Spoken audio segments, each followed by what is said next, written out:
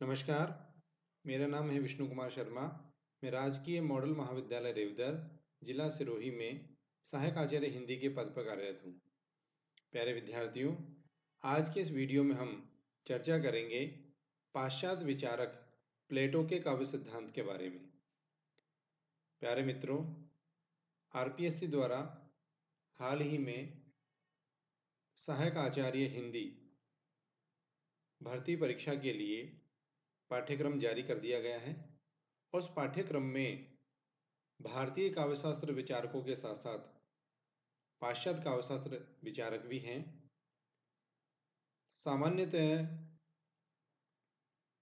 पाश्चात्य काव्यशास्त्र के बारे में हिंदी साहित्य के विद्यार्थी थोड़े कम जागरूक रहते हैं। हमारी महाविद्यालयी और विश्वविद्यालयी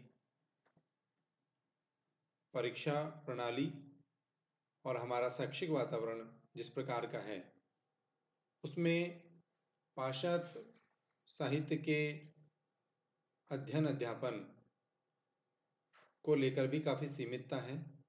ऐसे में जब मैंने इस परीक्षा के लिए तैयारी आरंभ की तो मुझे भी काफ़ी समस्याओं का सामना करना पड़ा। प्रामाणिक पुस्तकें और मार्गदर्शन के अभाव में मैंने स्वयं ही पुस्तकें चुन चुनकर उनके नोट्स आदि बना करके अपने इस विषय को अध्ययन किया। तो मैं ये चाहता हूँ कि आने वाली इस भर्ती परीक्षा में जो अभ्यर्थी सम्मिलित हो रहे हैं उनको ऐसी दुखद चुनौती का सामना ना करना पड़े। इस हेतु पाश्चात्य विचारकों के जो भी सिद्धांत हमारे इस पाठ्यक्रम में सम्मिलित हैं उनको एक एक करके वीडियो के माध्यम से आप लोगों के साथ साझा करूं। इसी क्रम में ये पहला वीडियो प्लेटो के काव्य सिद्धांत को लेकर है।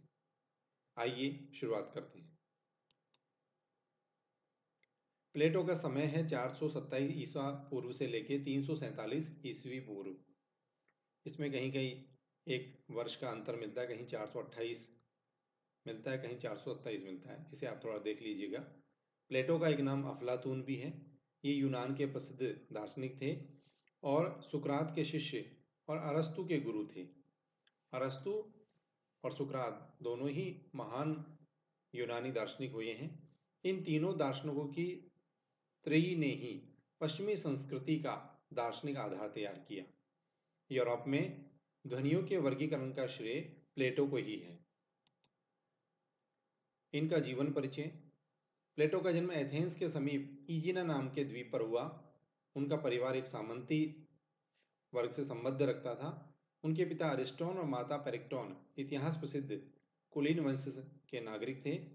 404 ईसा पूर्व में प्लेटो सुकरात का शिष्य बना और पाश्चात्य जगत में सर्वप्रथम सुव्यवस्थित रूप से धर्म को जन्म देने वाला पहला व्यक्ति प्लेटो ही था। इसलिए प्लेटो का वहाँ के धार्मिक जगत में भी उतना ही सम्मान है जितना काव्य और दर्शन के क्षेत्र में। प्लेटो की रचनाओं की हम बात करें तो the Republic, the Statesman, the Laws, Ion, Symposium, ये इनकी प्रमुख रचनाएं हैं। काव्य की दृष्टि से हम बात करें तो द रिपब्लिक, इयॉन और सिंपोजियम, ये तीन पुस्तकें जो हैं आज ज़्यादा महत्वपूर्ण हैं। प्लेटो काव्य के महत्व को उसी सीमा तक स्वीकार करता है जहां तक वह गणराज्य के नागरिकों में सत्य सदाचार की भावना को प्रतिष्ठित करने में सहायक हो। काव्य विरोधी प्लेटो जो है काव्य विरोधी थे। काव्य विरोधी होने के बावजूद प्लेटो ने वीर पुरुषों के गुणों को उभार कर प्रस्तुत किए जाने वाले तथा देवताओं के स्त्रोत काव्य को महत्वपूर्ण और उचित माना है। प्लेटो के काव्य संबंधी विचार क्या है? प्लेटो का मत था कि कविता जगत की अनुकृति है, इस संसार की अनुकृति है और संसार जो है स्वयं अनुकृति है। अतः कविता जो है सत्य से दुगनी दूर है। वह भाव को द्वेलित कर व्यक्ति को कुमारगामी बनाती है। अतः कविता अनुपयोगी है और कवि का महत्व एक मोची से भी कम है। तो प्लेटो जो है वो काव्य को उपयोगितावाद के तराजू पर तोलता है और एक कवि को जो है मोची की तुलना में भी हीन बताता है। प्लेटो जो है होमर के समकालीन था। होमर अपने समय के बहुत प्रसिद्ध कवि लेखक थे। यद्यपि वह होमर के प्रति बहुत आदर भाव रखता था, किंतु उसके कवि कर्म को वह हे दृष्टि से देखता था। प्लेटो ने चुनौती देते हुए होमर से कहा कि मैं तुमसे पूछना चाहता हूँ कि क्या कविता किसी व्यक्ति को रोग मुक्त कर सकती है? क्या कविता से कोई युद्ध जीता जा सकता है? क्या कविता से श्रेष्ठ शासन पद्धति स्थापित की जा सकती है? इस प्रकार से होमर का समकालीन होते हुए, उसका आदर करते हुए भी वह उसके कवि कर्म के प्रति हे दृष्टिकोण रखता था। प्लेटो के अनुसार काव्य के 4 प्रयोजन हैं: सत्य का उद्घाटन, मानव कल्याण और राष्ट्रोत्थान, आनंद प्रदान करना और शिक्षा देना। ये 4 प्रयोजन यदि कविता पूरी करती है तो वह कविता पढ़े जाने योग्य है, अन्यथा वह कवि को इस समाज से निष्कासित कर देने का आदेश देता है। प्लेटो ने काव्य का जो विरोध किया वो 4 दृष्टियों से किया। एक तो नैतिक आधार पर कि काव्य जो है व्यक्ति को कुमारगामी बनाता है। भावात्मक आधार पर कि यह व्यक्ति की भावनाओं को द्वेलित करता है, उसकी वासनाओं को जागृत करता है। बौद्धिक आधार पर कि काव्य जो है वह किसी भी प्रकार मनुष्य में जो है किसी भी प्रकार का बौद्धिक उत्थान नहीं करता। और चौथा, उपयोगितावादी दृष्टिकोण से वह कहता है कि गोबर से भरी हुई टोकरी भी जो है अधिक सुंदर है, अधिक उपयोगी है। अधिक सुंदर है क्योंकि वह अधिक उपयोगी है बजाय कविता के। तो इस तरह से नैतिक, भावात्मक, बौद्धिक और उपयोगितावादी इन 4 आधारों पर उसने कविता का मूल्यांकन किया और कवि को जो है मोची बढ़ई, एक चिकित्सक और दूसरे जो पेशे हैं उनसे हीन बताया है। तो कला और साहित्य के लिए प्लेटो की जो कसौटी है वह आनंद व सौंदर्य न होकर उपयोगितावाद थी।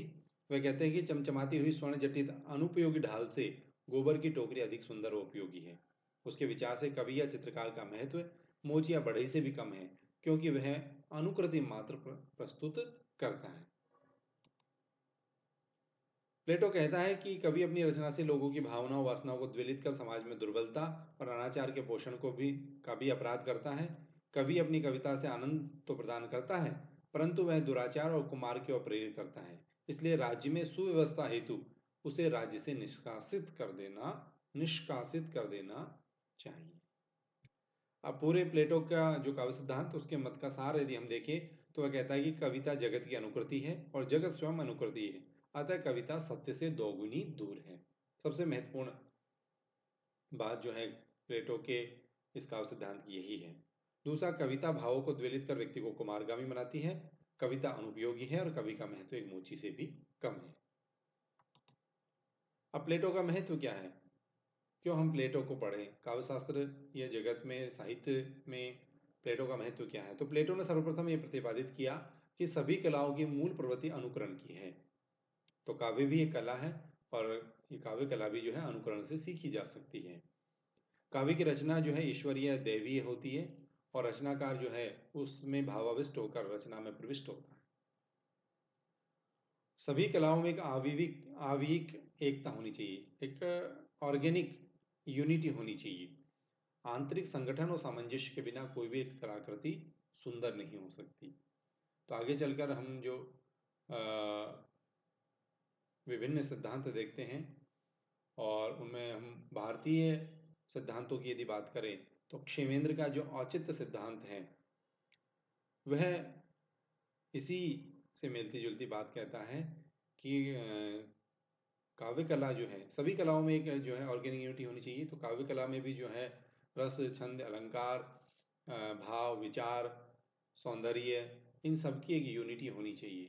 सबका थोड़ा थोड़ा औचित्य होना चाहिए और इन्हीं सभी के सम्यक योग से कोई कलाकृति, कोई काव्यकृति जो है वो सुंदर बनती है। और सबसे ज़्यादा महत्व प्लेटो का इस बात को लेकर है कि उन्होंने सबसे पहले काव्य का वर्गीकरण किया। उन्होंने काव्य को 3 भागों में विभाजित किया: गीतात्मक, महाकाव्यात्मक और नाट्य प्रधान। तो ये प्लेटो का काव्य जगत में जो है उनकी देन है, ये उनका महत्व है। बहुत बहुत धन्यवाद इस वीडियो को सुनने के लिए। उम्मीद करता हूँ कि ये वीडियो आपको पसंद आएगा। इस यूट्यूब चैनल को आप सब्सक्राइब करें और घंटी का बटन दबाना न भूलें, ताकि आने वाले वीडियोज़ की नोटिफिकेशन आपको टाइम पर, समय पर मिलते रहे। Thank you.